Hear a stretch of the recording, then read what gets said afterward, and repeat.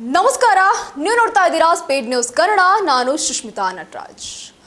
ವೀಕ್ಷಕರೇ, ಇದೀಗ ಸಚಿವ ಸಂಪುಟ ವಿಸ್ತರಣೆ ಬಹಳ ಚರ್ಚೆಯಲ್ಲಿರುವಂತದ್ದು. ಇನ್ನು ಈ ವಿಚಾರಕ್ಕೆ ಸಂಬಂಧಪಟ್ಟಂತೆ ಡಿ.ಕೆ. ಶಿವರಾಗಿರ್ಬೋದು, ಬಿ.ಕೆ. ಹರಿಪ್ರಸಾದ್ ಅವರಾಗಿರ್ಬೋದು, ಸಿದ್ದರಾಮಯ್ಯ ಆಗಿರ್ಬೋದು, ಈ ವಿಚಾರಕ್ಕೆ ಸಂಬಂಧಪಟ್ಟಂತೆ ನಿನ್ನೆಯೇ ದೆಹಲಿಗೂ ಸಹ ಹೋಗಿರುವಂತದ್ದು. ಸಿದ್ದರಾಮಯ್ಯ ಅವರ ಟೀಮ್ ಸಾಕಷ್ಟು ನಿಟ್ಟಿನಲ್ಲಿ ಒಂದಷ್ಟು ಚರ್ಚೆಯನ್ನು ಸಹ ನಡೆಸ್ತಾ ಇರುವಂಥದ್ದು. ಇನ್ನು ಈ ಸಚಿವ ಸಂಪುಟ ವಿಸ್ತರಣೆ ಯಾವತ್ತಾಗುತ್ತೆ?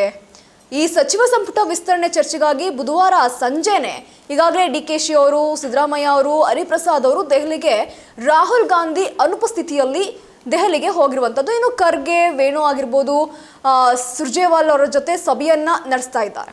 ಈ ಸಭೆಯ ಬಳಿಕ ಡಿ.ಕೆ. ಶಿ, ಸಿದ್ದು ಅವರಿಂದ ಪ್ರತ್ಯೇಕ ಸಚಿವರ ಪಟ್ಟಿ ಸಹ ಇದೀಗ ಹೈಕಮಾಂಡ್ಗೆ ಹಸ್ತಾಂತರ ಆಗ್ತಾ ಇದೆ. ರಾಜ್ಯ ನಾಯಕರ ಅಭಿಪ್ರಾಯ, ಅರ್ಹರ ಹೆಸರು ಪಡೆದಂತಹ ಅಂತಿಮ ಪಟ್ಟಿ ವರಿಷ್ಠರಿಂದ ತಯಾರಾಗ್ತಾ ಇರುವಂಥದ್ದು. ಇನ್ನು ಸೋಮವಾರ ಅಥವಾ ಮಂಗಳವಾರ ನೂತನ ಸಚಿವರ ಪದಗ್ರಹಣ ನಡೆಯುವಂತಹ ಸಾಧ್ಯತೆ ಇದೀಗ ಕಂಡು ಬರ್ತಾ ಇದೆ. ಇನ್ನು ಸಂಪುಟ ವಿಸ್ತರಣೆಯ ವೇಳೆ 3 ರಿಂದ 4 ಮಂದಿಯನ್ನ ಬಿಟ್ಟು ಹೊಸ ಮುಖಗಳಿಗೆ ಇದೀಗ ಒಂದ್ ಕಡೆ ಅವಕಾಶ ಸಿಗುವಂತಹ ಸಂಭವ ಕೂಡ ಇಲ್ಲಿ ಕಾಣಿಸ್ಕೊಳ್ತಾ ಇದೆ. ಈಗಾಗಲೇ ಸಚಿವ ಸಂಪುಟ ವಿಸ್ತರಣೆಯ ಕುರಿತು ಇದೀಗ ಚರ್ಚೆ ಮಾಡಿರುವಂತಹ ಮುಖ್ಯಮಂತ್ರಿ ಡಿ.ಕೆ. ಶಿವಕುಮಾರ್ ಅವರು ಹಾಗೂ ಮಾಜಿ ಮುಖ್ಯಮಂತ್ರಿ ಸಿದ್ದರಾಮಯ್ಯ ಅವರು ಹಾಗೂ ಕೆಪಿಸಿಸಿ ಅಧ್ಯಕ್ಷರಾದಂತಹ ಬಿ.ಕೆ. ಹರಿಪ್ರಸಾದ್ ಅವರು ಬುಧವಾರ ದೆಹಲಿಗೆ ತೆರಳಿದ್ರು.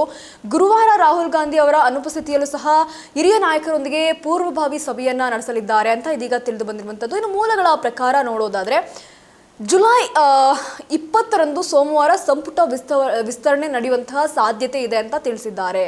ಇನ್ನು ಎಐಸಿಸಿ ಅಧ್ಯಕ್ಷ ಮಲ್ಲಿಕಾರ್ಜುನ್ ಖರ್ಗೆ ಅವರು, ಎಐಸಿಸಿ ಪ್ರಧಾನ ಕಾರ್ಯದರ್ಶಿಗಳಾದಂತಹ ಕೆ.ಸಿ. ವೇಣುಗೋಪಾಲ್ ಅವರು, ರಣದೀಪ್ ಸಿಂಗ್ ಸುರ್ಜೇವಾಲಾ ಅವರ ಜೊತೆಗೆ ಸಿದ್ದರಾಮಯ್ಯ ಹಾಗೂ ಬಿ.ಕೆ. ಹರಿಪ್ರಸಾದ್ ಅವರು, ಡಿ.ಕೆ. ಶಿವಕುಮಾರ್ ಅವರ ಸಭೆಯನ್ನ ನಡೆಸ್ತಾ ಇರುವಂಥದ್ದು.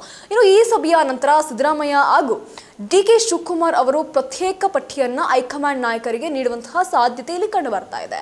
ಸಂಪುಟ ವಿಸ್ತರಣೆಯ ಬಗ್ಗೆ ರಾಜ್ಯ ನಾಯಕರ ಅಭಿಪ್ರಾಯ ಹಾಗೂ ಅರ್ಹರ ಹೆಸರನ್ನ ಪಡೆಯಲಿರುವಂತಹ ಹೈಕಮಾಂಡ್ ಈ ಶಿಫಾರಸುಗಳ ಆಧಾರದ ಮೇಲೆ ಅಂತಿಮವಾಗಿ ಸಂಪುಟಕ್ಕೆ ಸೇರ್ಪಡೆಯಾಗುವವರ ಪಟ್ಟಿಯನ್ನ ರಾಜ್ಯ ನಾಯಕತ್ವಕ್ಕೆ ರವಾನಿಸಲಿದ್ದು, ಈ ಪಟ್ಟಿಯಂತೆ ಸೋಮವಾರ ಅಥವಾ ಮಂಗಳವಾರ ನೂತನ ಸಚಿವರ ಪದಗ್ರಹಣ ನಡೆಯುವಂತಹ ಸಾಧ್ಯತೆ ಇದೆ ಅಂತ ಇದೀಗ ಮೂಲಗಳು ತಿಳಿಸ್ತಾ ಇವೆ. ಮೇ 28ರಂದು ಮುಖ್ಯಮಂತ್ರಿ ಸಿದ್ದರಾಮಯ್ಯ ಅವರ ರಾಜೀನಾಮೆಯಿಂದ ಅವರ ಸಂಪುಟದಲ್ಲಿದ್ದಂತಹ ಸಚಿವರನ್ನ ವಿಸರ್ಜಿಸಲಾಗಿತ್ತು. ಬಳಿಕ ಜೂನ್ ಸರಿಸುಮಾರು ಜೂನ್ 3ರಂದು ಮುಖ್ಯಮಂತ್ರಿ ಅವರು ನೂತನ ಮುಖ್ಯಮಂತ್ರಿಯಾಗಿ ಡಿ.ಕೆ. ಶಿವಕುಮಾರ್ ಅವರ ಜೊತೆ 12 ಮಂದಿ ಸಚಿವರಿಗೆ ಪುನರ್ ಪ್ರಮಾಣ ವಚನವನ್ನ ಸ್ವೀಕರಿಸೋದಕ್ಕೆ ಒಂದ್ ಕಡೆ ಅವಕಾಶವನ್ನ ಕೊಟ್ಟಿರ್ತಾರೆ. ಇನ್ನು 13ನೇ ಅವರಿಗೆ ಯತೀಂದ್ರ ಸಿದ್ದರಾಮಯ್ಯ ಹೊಸದಾಗಿ ಸೇರ್ಪಡೆ ಆಗಿರ್ತಾರೆ. ಇದೀಗ ಸಂಪುಟ ವಿಸ್ತರಣೆಯ ವೇಳೆ ಸಿದ್ದರಾಮಯ್ಯ ಅವರ ಸಂಪುಟದಲ್ಲಿದ್ದಂತಹ 3 ರಿಂದ 4 ಮಂದಿ ಹಿರಿಯರಿಗಷ್ಟೇ ಅವಕಾಶವನ್ನ ನೀಡಲಾಗ್ತಾ ಇದೆ. ಉಳಿದ ಎಲ್ಲ ಸ್ಥಾನಗಳನ್ನು ಸಹ ಹೊಸಬರಿಗೆ ನೀಡಲಾಗ್ತಾ ಇರುವಂತದ್ದು.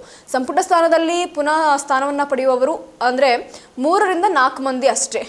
ಮಧು ಬಂಗಾರಪ್ಪ ಅವರಾಗಿರ್ಬೋದು, ಇದರಲ್ಲಿ ಸ್ವಲ್ಪ ಹೊಸದಾಗಿ ಕಾಣಿಸುವಂಥವ್ರನ್ನ ನೋಡ್ಬೋದು. ಈ ಪೈಕಿ ಮಧು ಬಂಗಾರಪ್ಪ ಮಾತ್ರ ಹೊಸಬರಾಗಿದ್ದು, ಉಳಿದವರೆಲ್ಲರೂ ಸಹ ಹಿರಿಯ ಸಚಿವರೇ ಆಗಿರ್ತಾರೆ. ಅಂತಿಮವಾಗಿ ಯಾರು ಸಚಿವರಾಗಿರ್ತಾರೆ ಎಂಬುದನ್ನು ವರಿಷ್ಠರೊಂದಿಗೆ ಸಭೆಯ ನಡೆಸಿದಂತಹ ಬಳಿಕ ತಿಳಿದು ಬರುವಂಥದ್ದು. ಇನ್ನು ಗುರುವಾರ ನಡೆಯಲಿರುವಂತಹ ವರಿಷ್ಠರೊಂದಿಗೆ ಗುರುವಾರ ಏನು ನಡೀತಾ ಇದೆಯಲ್ಲ ಒಂದು ಸಭೆ, ಅದರಲ್ಲೂ ಪ್ರಮುಖವಾಗಿ ವರಿಷ್ಠರೊಂದಿಗೆ ನಡೀತಾ ಇರುವಂತಹ ಸಭೆಯಲ್ಲಿ ನಿಗಮ ಮಂಡಳಿ ಅಧ್ಯಕ್ಷರು, ಸದಸ್ಯರ ನೇಮಕದ ಬಗ್ಗೆಯೂ ಸಹ ಚರ್ಚೆ ಆಗ್ತಾ ಇದೆ. ಜೊತೆಗೆ ವಿಧಾನ ಪರಿಷತ್ನಲ್ಲಿ ಜುಲೈ 21ಕ್ಕೆ ಖಾಲಿ ಆಗಿರುವಂತಹ 5 ಸ್ಥಾನಗಳಿಗೆ ನಾಮನಿರ್ದೇಶನ ಮಾಡುವಂತಹ ಬಗ್ಗೆಯೂ ಸಹ ಮಾತುಕತೆ ನಡೆಯಲಿದೆ ಅಂತ ಇದೀಗ ತಿಳಿದು ಬಂದಿರುವಂಥದ್ದು. ಇನ್ನು ಮುಖ್ಯಮಂತ್ರಿ ಡಿ.ಕೆ. ಶಿವಕುಮಾರ್ ಅವರು ದೆಹಲಿ ನಾಯಕರ ಬುಲಾವ್ನಿಂದಾಗಿ ಬುಧವಾರ ಮಧ್ಯಾಹ್ನ ದೆಹಲಿಗೆ ತೆರಳಿದ್ದು, ಗುರುವಾರ ವರಿಷ್ಠರೊಂದಿಗೆ ಚರ್ಚೆ ಸಹ ನಡೆಸಿದ್ದಾರೆ. ಈ ಹಿನ್ನೆಲೆಯಲ್ಲಿ ಗುರುವಾರ ನಿಗದಿಯಾಗಿದ್ದಂತಹ ಸಚಿವ ಸಂಪುಟ ಸಭೆಯನ್ನ ಇನ್ನೊಂದು ಕಡೆ ಮುಂದೂಡಲಾಗಿರುವಂಥದ್ದು. ಒಟ್ಟಾರೆಯಾಗಿ ಜುಲೈ 20ನೇ ತಾರೀಕು ಇದೊಂದು ಸಚಿವ ಸಂಪುಟ ವಿಸ್ತರಣೆ ಏನಿದೆಯಲ್ಲ, ಈ ವಿಸ್ತರಣೆ ಜುಲೈ 20ನೇ ತಾರೀಕು ನಡೆಯುತ್ತೆ ಅಂತ ಇದೀಗ ತಿಳಿಸಿರುವಂಥದ್ದು. ಇದೀಗ ನಡೆದಿರುವಂತಹ ಸಭೆಯಿಂದ ನಡೆದಿರುವಂತಹ ಚರ್ಚೆಯಿಂದ ಒಟ್ಟಾರೆಯಾಗಿ ಸಚಿವ ಸಂಪುಟದಲ್ಲಿ ಏನೆಲ್ಲ ಬದಲಾವಣೆ ಆಗುತ್ತೆ, ಈ ವಿಸ್ತರಣೆ ಯಾವಾಗ ಆಗುತ್ತೆ, ಇವೆಲ್ಲವನ್ನು ಸಹ ಒಂದು ಕಡೆ ಕಾದು ನೋಡ್ಬೇಕು. ಇನ್ನು ಈ ವಿಸ್ತರಣೆಯಲ್ಲಿ ಯಾರು ಅಧಿಕಾರಿಗಳಾಗ್ತಾರೆ, ಯಾರು ಸಚಿವರಾಗ್ತಾರೆ ಅನ್ನೋದನ್ನ ಮಾತ್ರ ಕಾದು ನೋಡಬೇಕಿದೆ. ಇದಾಗಿತ್ತು ಈ ಕ್ಷಣದ ಸುದ್ದಿ. ಮತ್ತಷ್ಟು ಅಪ್ಡೇಟ್ಸ್ಗಾಗಿ ನೀವು ನೋಡ್ತಾ ಇರಿ ಸ್ಪೀಡ್ ನ್ಯೂಸ್ ಕನ್ನಡ. ಸುದ್ದಿ ನಿಮ್ಮದು, ವೇಗ ನಮ್ಮದು.